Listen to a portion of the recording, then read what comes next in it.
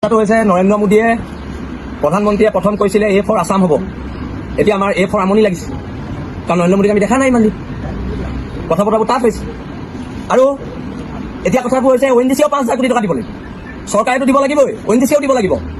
নহ'লে ONGC ইডিক অৱস্থা কি কৰিম ONGC এতিয়া ভাবিবও পৰা নাই। আজি অসম চৰকাৰে, অসম পুলিচে আমাৰ ল'ৰাক চমতো কেছ লগাই এৰেষ্ট কৰিব পাৰে, আমাৰ মুখ্য সচিবক এৰেষ্ট কৰিব পাৰে চমতো কেছ লগাই। এই কেপি চাৰিআলিত এটা মানুহে ৰিলিফৰ পানী বিকি আছে, তাৰ ওপৰত চমতো কেছ লগাই তাকে এৰেষ্ট কৰিব পৰা নাই। এটা দোকানখন গৈ আমি তাত বেনাৰ লগাই দিম, ইয়াত দোকান খুলিব নোৱাৰে, কোনো কাৰণতে নোৱাৰে। সি শিৱসাগৰত দোকান খুলিব, শিৱসাগৰত লৈ ধেমালি নচলিব। ধেমালি চলিছে ইয়াত ধেমালি চলিছে, ধেমালি নচলিব। কিমান এক পেকেট মমৰ দাম 200 টকা কৰিছে, সেইবোৰ ব্যৱসায়ীক এৰেষ্ট কৰিব পৰা নাই। এক প্লেট কণীৰ দাম 300 টকা কৰিছে, সেইবোৰ ব্যৱসায়ীক এৰেষ্ট কৰিব পৰা নাই। কিন্তু আমাৰ ল'ৰাবোৰক এৰেষ্ট কৰিবলৈ অসম চৰকাৰ পুলিচ বিভাগে চমতো কেছ লিখিবলৈ অলপতে ৰখি থাকে। ভয় আমি নাখাওঁ, আৰু যদি আমাক জেললৈ পঠিয়াই জেললৈ যাম কি কথা আছে, গুলীয়াই মাৰিলে গুলী খাম কি কথা আছে।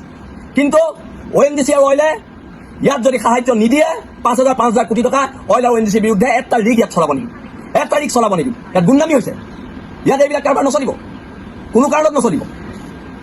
আজি শিৱসাগৰৰ আৰক্ষী প্ৰশাসন ব্যৰ্থ কিয়? অসমৰ যিখিনি ব্যৱসায়ী তেওঁলোকক এৰেষ্ট কৰি জেলত ভৰাব পৰা নাই। এই কাৰোবাৰবোৰ নচলিব। আৰু বীৰ লাচিত থানাৰ কোনো সৈনিক ভীৰু কাপুৰুষ নহয়। পুলিচৰ কাম জেলত ভৰোৱা, আমাৰ কাম জেলত সোমোৱা। কিন্তু শিৱসাগৰ, যোৰহাট, চৰাইদেউক লৈ যদি কোনোবা ব্যৱসায় কৰিবলৈ আহে তাৰ ওপৰত ব্যৱস্থা হ'ব, তেতিয়া পিটন দিয়া হ'ব। আৰু তেতিয়া আমাক গুণ্ডা ডকাইত বুলি কৈ লাভ নাই। কিন্তু এইটো কথা একদম স্পষ্টকৈ এতিয়াই কৈ দিছোঁ, অসম চৰকাৰক কৈ দিছোঁ। তেতিয়া কিন্তু আমাক গুণ্ডা ডকাইত চান্দাজীৱী এইবিলাক শব্দ নক'ব, এইবিলাক কোৱাৰ অধিকাৰ নাই। আৰু অসমৰ যিখিনি মিনিষ্টাৰ শিৱসাগৰলৈ আহিছে, চাইৰেনটো বজাই নাহিব, বৰ বেয়া দেখি। কিয় চাইৰেনটো বজাই আহিছে? ইয়াত ফেষ্টিভেল হোৱা নাই, ইয়াত বানপানী হৈছে। আৰু আপোনালোকৰ চাইৰেনৰ শব্দ শুনিবলৈ শিৱসাগৰ মানুহৰ মন নাই। আপোনালোকক দাবী জনাইছোঁ, চাইৰেনটো বজাই নাহিব। আপোনালোকৰ সেইটো অধিকাৰ হেৰুৱাই পেলাইছে, চাইৰেন বজাই ঘূৰি ফুৰা অধিকাৰ। চাইৰেন বজাবলৈ আহিছে এইটো সময়ত, অলপতো কিবা এটা লজ্জা কৰক আপোনালোকে।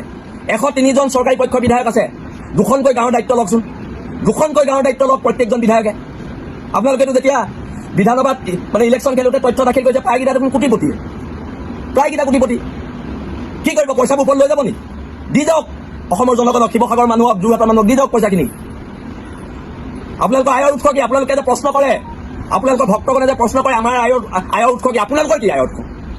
আপোনালোকে ক'ৰ পৰা পইচা কৈছে সেইটো কওক। মই ক'ম নেকি কোনকেইটা বিধায়কে এই কয়লা চিণ্ডিকেটৰ পইচা পায়? হা, এখন কয়লা গাড়ী যাব নিদিম যদি ক্ষতিপূৰণ নিদিয়ে। ধেমালি পাইছে ইয়াত, এইবোৰ ধেমালি নচলিব। এখন কয়লা গাড়ী যাব নোৱাৰিব। এতিয়া চিণ্ডিকেট কৰাটো, মাৰ্ঘেৰিটা চিণ্ডিকেট কৰাটো, বি গণেশ, সেইটো পইচা দিব নোৱাৰে। কোটি কোটি টকা আছে তাৰ ওচৰত, সি শিৱসাগৰ ৰিলিফ দিব নোৱাৰে। চাউথ ইণ্ডিয়াৰ মানুহে অসমত আহি চিণ্ডিকেট চলাইছে। হা, হ'ব পাৰে এইবিলাক, চবৰে হিচাপ হ'ব, হিচাপ কিন্তু চবৰে হ'ব। হা, আমাক সোধে আমি ক'ৰ পৰা চলো, আমি সুধিছোঁ আপোনালোক ক'ৰ পৰা চলে, আপোনালোক ক'ৰ পৰা চলে, আমি ক'ৰ পৰা চলো সুধিবলৈ আহে। এইবিলাক কথা বতৰা নচলিব, চিধা চিধি কথা। আৰু ইতিমধ্যে দিন ৰাত সৈনিকসকলেও